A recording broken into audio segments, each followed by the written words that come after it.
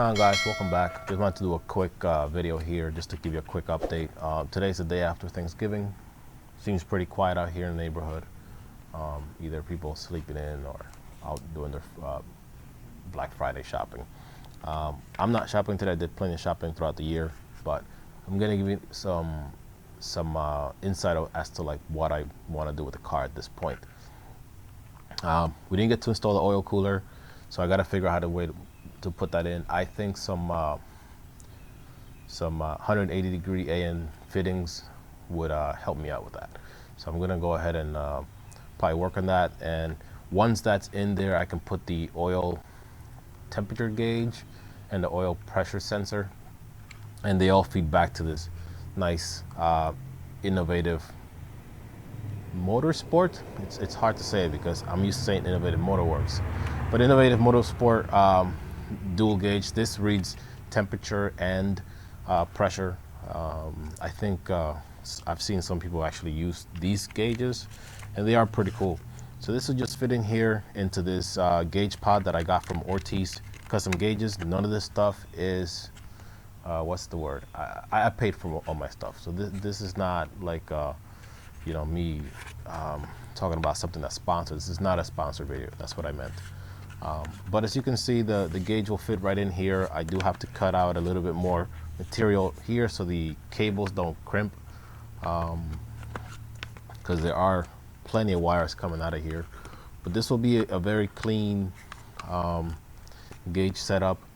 I don't like the 8-pillar gauge setup. I've never been that kind of guy, and this will still keep the car, you know, looking kind of sleeperish, if you know what I mean. So once that's in there, I don't plan on doing that probably till next year at this point. I'm more or less focused on the dyno day, which is in about 2 weeks. Going back to Evans Performance Academy for my dyno session. And we'll see what the car does on the dyno, what numbers we get. I have to remind Jose to send me a 3.0 pulley so we can up the boost when we're at the dyno. Probably shooting for 18 PSI or something like that. As for the break-in, after the oil change, I went, you know, after the first oil, I went with a Torco MTF for the transmission fluid. That's what M Factory recommended. I just called them and said, you know, what should I use? And they gave me good specs. For the oil, engine oil, Hans has been talking pretty highly, and a lot of people talking pretty highly about Amsoil. I never personally used them, but after doing some research and looking into it, I highly recommend these guys. I'll put a link in the description to all this stuff if you guys want to look into it. But this is a high performance oil. It doesn't break down quite as fast or easily as other oils.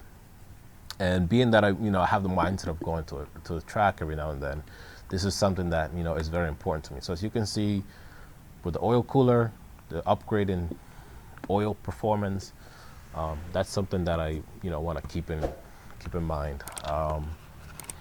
So yeah, what else do I have for you? Beyond that, I do plan on working on a boost by gear solution next year.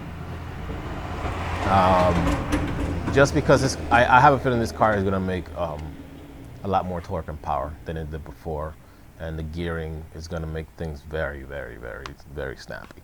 So I'll talk about that with more detail in a later video and get you guys some information on what's going on. But with that, I hope everybody had a happy Thanksgiving. You're enjoying the holidays. You're getting together with whoever you can or you want to at this point. But that's about it. Thanks for watching. Thanks for following. Come back for more. Don't forget to like, subscribe. And if you got any questions, hit me up in the comments.